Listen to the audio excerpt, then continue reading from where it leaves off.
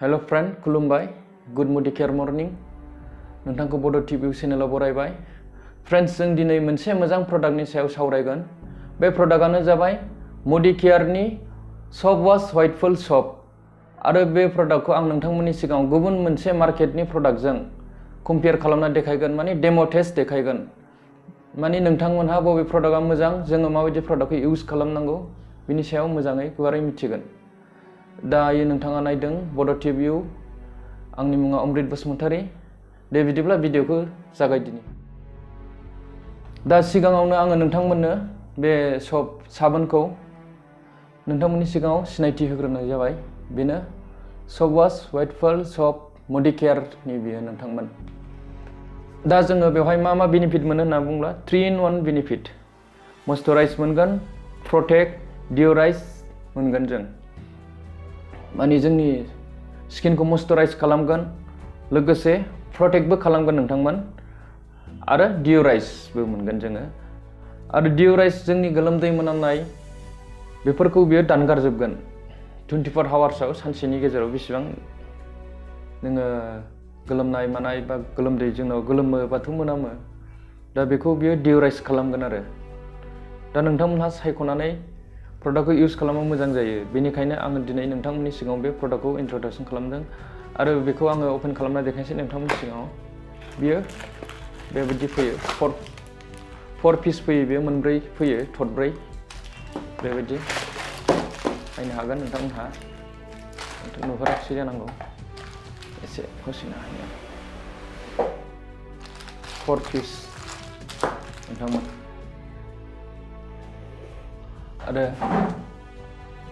आं बे प्रडाक्टखौ नोंथांमोननि सिगाङाव नैबे प्रडाक्टजों नोंथांमोनहा बेखौ सिनायखायो जानो हागौ आरो इउजबो खालाम जानो हागौ बेजों आङो डेम' टेस्ट खालामनाय जागोन नोंथांमोनहा नायनो हागोन बेनि मुंखौ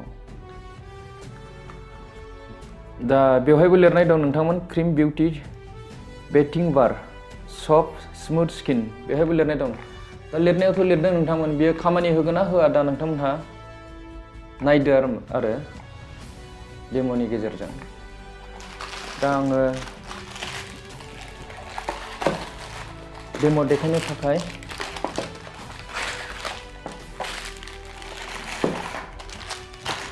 थरसे लानोसै बेयो ओरैहाय दा आं ग्लास गंनै लाबाय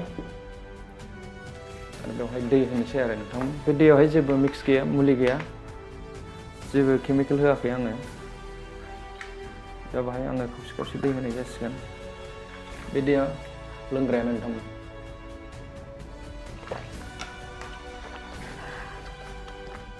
दा जों नोंथांमोन माने बेक्टेरियाखौ मेगन गोजायै नुवा हिसाबै दा आङो बेखौ गुबुंले खालामसिगोन आरो नैबे बेटाडिन सलुसन दा बेजों आङो गुबुंले खालामनानै बबे मोनसेया क्लिन खालामनो हायो बेखौ नोंथांमोननि सिगाङाव डेम' देखायगोन माने बियो जोंनि गोलोमदैनिफ्रायबो गोबांसिन मोनामो बिनि मोनामनाया जोबोद गाज्रि बेटाडिन सलुसननि मोनामनाया दा बेखायनो आङो बेवहाय होनोसै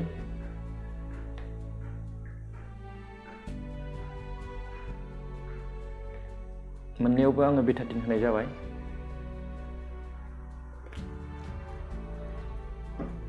बेखौ आङो मिक्स खालामबाय मोननैजों आरोबाव सम जय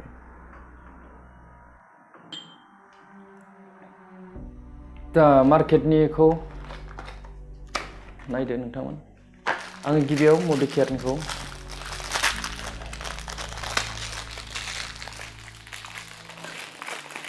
बियो सप वाश व्हाइटफुल मडिकेयारनि आं बेखौ नैबेहाय होबाय दैया एसे बांद्रायबाय नोंथांमोन आरो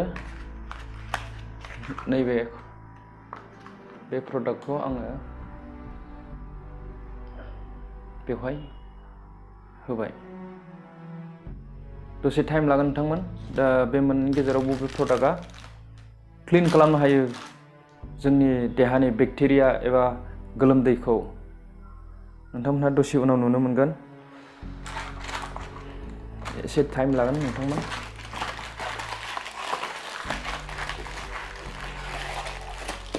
बियो सबवासखौ जोङो थरब्रै मोनगोन नोंथांमोन मोनसे पेकेटाव। बिनि प्राइसआ जाहैबाय 155 रुपिस थरब्रैजों। आरो नोंथाङा जुदि बेखौ मडिकेयाराव फ्रि रेजिस्ट्रेसन खालामनानै जुदि बे प्रडाक्टखौ पारचेस खालामोबा बायोब्ला खम बेसेनाव मोनगोन बेनिफ्राय 135 रुपिस बेवहाय मोनगोन आरो। दा नोङो नैबेजों कम्पेयार खालामोबा बेनि प्राइसआबो गोबां 49 रुपिस बेनि प्राइसआ थरसेयावहाय। नोंथांमोनहा मिथिखागौ जानो हागौ इउज खालामोब्ला। खौ एसे आवलायना होनसै नोंथांमोन जाहाथे एसे थाब इमप्रुभ जायो। दैया एसे बांद्रायदों नोंथांमोन। ग्लासआबो आंनिया एसे फिसाद्राय जाबाय।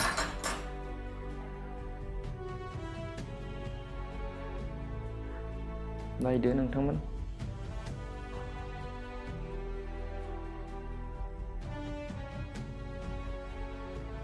जोंखौ माने अनेक प्रडाक्टआनो माने लिरनानै होयो ओरैबायदि जोंनि प्रडाक्टआ होननानै, नाथाय बियो थार खामानि मावो ना मावा बेखौ जों मिथिया। दा बेनिखायनो जोङो डेम' नायोबा मोजां आरो जोङो मोजां प्रडाक्टखौ इउज खालामनाया मोजां। जोङो माने बाजारनिफ्राय जेखौ गोसो बेखौनो बायनानै लाबोनानै फुयो, नाथाय जों बिनि बेनिफिटखौ जेबो मोना। बांसिन जोंहा खहासो दङ जोंनि देहायाव। दा नायदो नोंथांमोन लासैनो बियो क्लिन खालामलांनो हमबाय।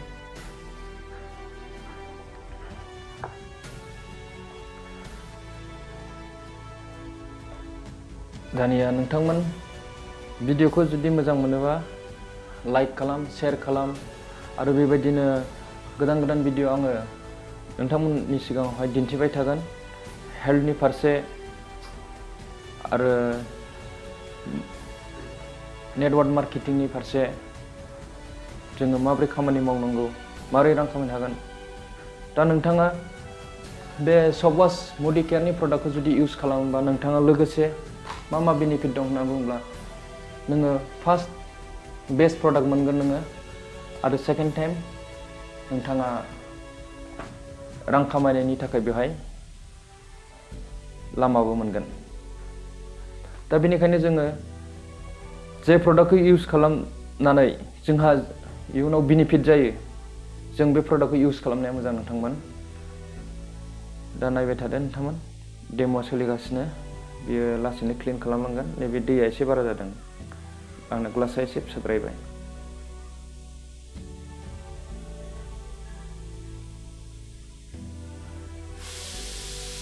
नोंथांमोनहा नायगासिनो नाय, बियो क्लिन खालामनो हमगासिनो दं।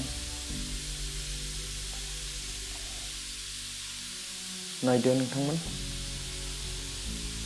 बे लासैनो क्लिन जाबोनो हमबाय जोंनिया नोंथांमोन।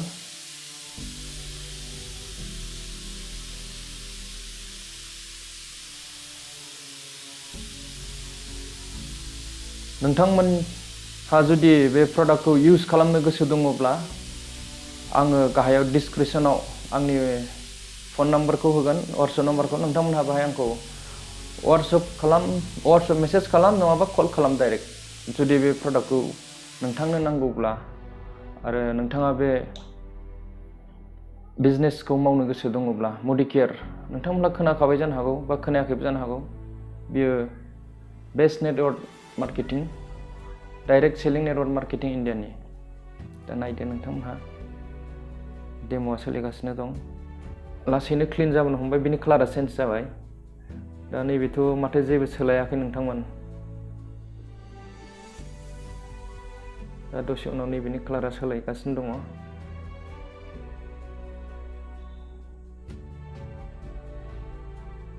नायनो नोंथांमोन।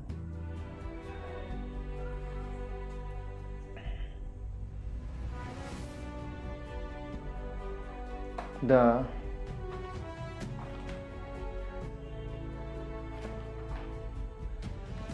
नायदो क्लिन जागासिनो दं नोंथांमोन। ग्लासआ फिसाद्रायदों एसे। नोंथांमोनहा माबे प्रडाक्टखौ इउज खालामो बेखौबो नोंथांमोनहा कमेन्ट खालाम अननानै। आरो नेक्स्ट टाइम माबायदि प्रडाक्टखौ इउज खालामगोन बेनि फारसे हायोब्ला नोंथांमोनहा कमेन्ट खालामनाया मोजां।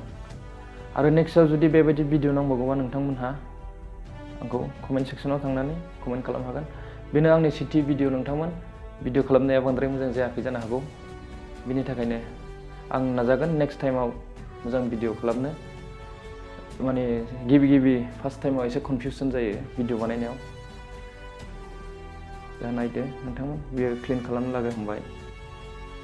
क्लिन जाबोगासिनो आरो दा आं मोननैखौबो आवलायगासिनो।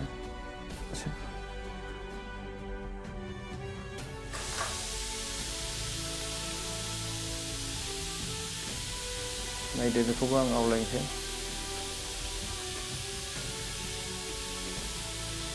नोंथांमोनहा बुजिबाय जानांगौ माने बबे प्रडाक्टआव गुन दङ, एफेक्टिभ प्रडाक्ट होननानै बुंब्ला।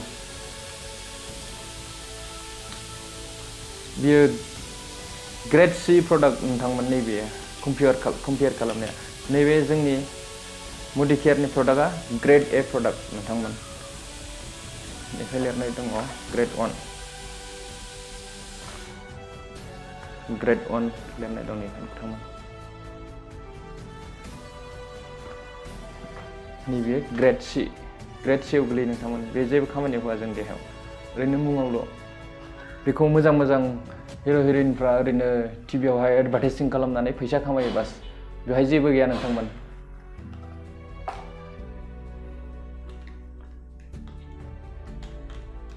दा नायदो नोंथांमोन, बे बेसेबां क्लिन खालामगासिनो दङ। दसे टाइम लाबावगोन।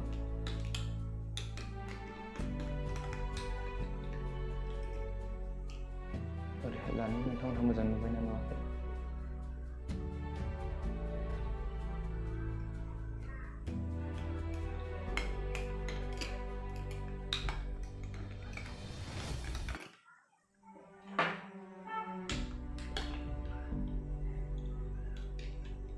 एसे दंबावो नोंथांमोन क्लिन खालामजोबनो।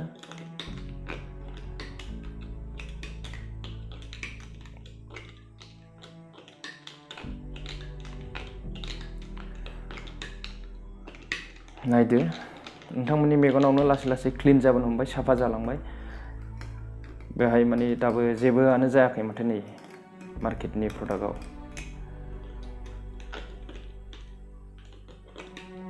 दा नोंथांमोनहा मेगनजों नुबाय जानांगौ। नायदो नोंथांमोन बबे प्रडाक्टआ क्लिन खालामखो। नैबेयो मडिकेयारनि सबवाश वाइट फल सप, नैबेयो नोंथांमोनहा नैबे मार्केटनि। दा जोङो नोंथांमोनहा नुनानै बबे साबोनखौ बेस्ट सानखो, मोजां मोनखो, आरो नोंथांमोनहा दिनैनिफ्राय आं आसा खालामो बे प्रडाक्टखौ इउज खालामगोन, जाहाथे नोंथांनि स्किनाव जेबो साइड इफेक्ट जाया आरो नोंथाङा हेल्थि थानो हायो अरायबो। नङाब्ला जोङो बेफोरबायदि प्रडाक्टखौ इउज खालामनानै जोंनि स्किनावहाय खुरु बायदिसिना जागोन बा स्किना नोंथांना थैलांनो हागौ। दा बिनि थाखायनो जों बेफोरबायदि प्रडाक्टखौ इउज खालामनो नाङा। नैबे प्रडाक्टआव जोंहा अनेक बेनिफिट दङ। नोंथांमोनहा बेनि फारसे आरो बे मडिकेयार कम्पानिनि फारसे मोजाङै जुदि मिथिनो लुगैयोबा आङो नेक्स्ट भिडिअ खालामगोन। नोंथांमोनहा नेनानै था आरो कमेन्ट खालामहर आंखौ। दा आसा खालामो नोंथांमोनहाबो बे प्रडाक्टखौनो इउज खालामगोन होननानै आङो आंनि भिडिअखौ दिनै एसेयावनो फोजोबबाय। टेक केयार लोगोफोर।